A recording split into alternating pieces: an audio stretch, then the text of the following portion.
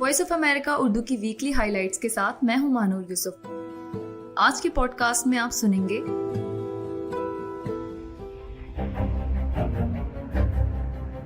1971 war air force की तो बिल्कुल भी शिकस्त नहीं। हमने क्यों हथियार डाल, ये ऐसा जख्म है जो मेरे जैसे लोगों पर कभी खत्म नहीं हो। बहुत एक दिलेर फौज को बहुत मुश्किल सिचुएशन में डालकर हरवाया गया है।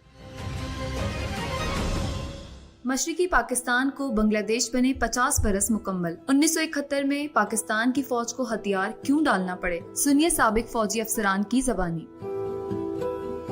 तुर्की में महंगाई के खिलाफ अवाम का एहतजाज, सदर एर्दोवान से मुस्ताफी होने और नए इंतखाबात कराने का मुतालबा। और आपको सुनाएंगे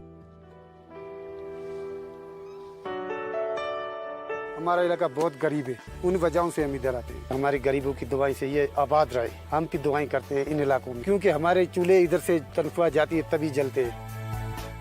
कलियात के सयाहती मकामात की सफाई पर मामूर खाकरूबों की कहानी। आप सुन रहे हैं वॉइस ऑफ अमेरिका उर्दू का podcast. Bangladesh is celebrating 50 years of liberation from Pakistan today, and to commemorate the anniversary,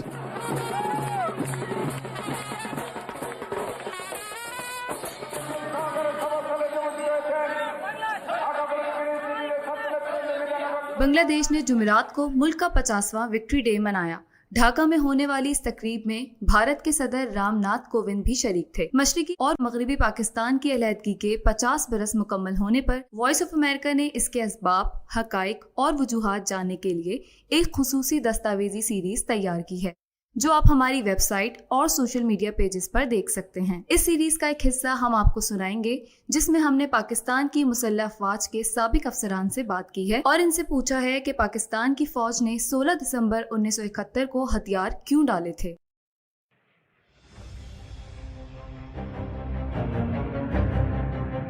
(1971) war air force की तो बिल्कुल भी शिकस्त नहीं थी। We were fighting till the and.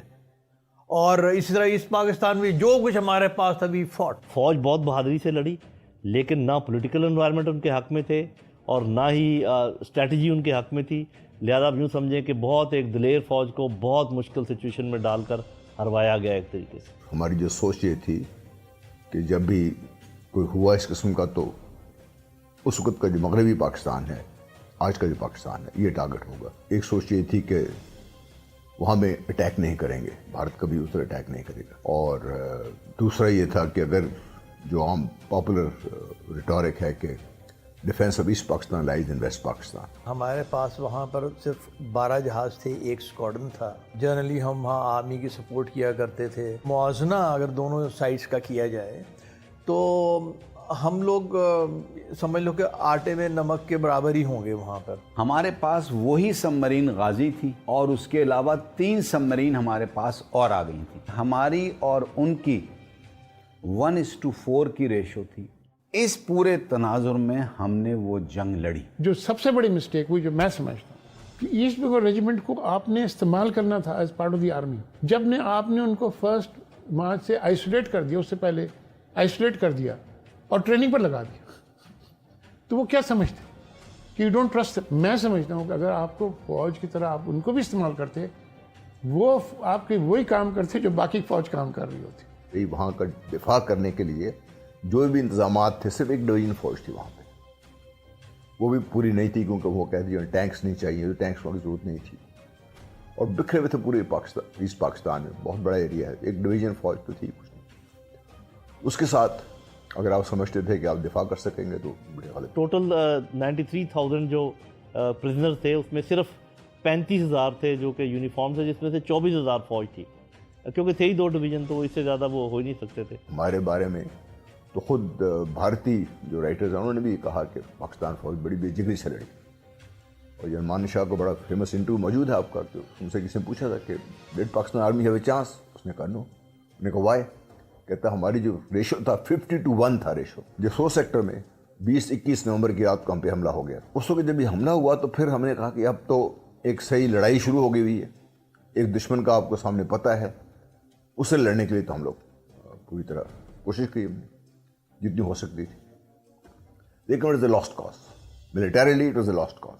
تو لڑائی کے وقت تو ہم ایسی حالت میں تھے کہ جس طرح کہ مجھے آپ کنویں میں ڈال دیں اور اوپر سے لوگ پتھر مار رہے ہیں اور میں ڈبوکیاں مار رہا ہوں کہ پتھر نہ لگے، اور مجھے کہیں کہ لڑو لڑو لڑو، کیا کیسے میں لڑوں؟ It was a combination of a civil war, a secessionist movement and a total enemy aggression. تو ان تین کو and no support of the people. ہمارے پاس تو ایک ہی آپشن تھی، لڑتے رہیں مر جائیں، وہ تو ہم کر ہی رہے تھے، اس سے تو کسی سولجر نے انکار نہیں کیا، ایون جنرل نیازی نے بھی انکار نہیں کیا تھا کہ ہم لڑتے رہیں۔ جنرل نیازی کی جگہ آپ نیپولین بوناپارٹ کو لا کے بٹھا دیتے ہیں وہاں پہ، تو رزلٹ صرف ایک ہی ہو سکتا تھا کہ اور لڑتے لڑتے سارے ختم ہو جاتے، اس کے علاوہ اور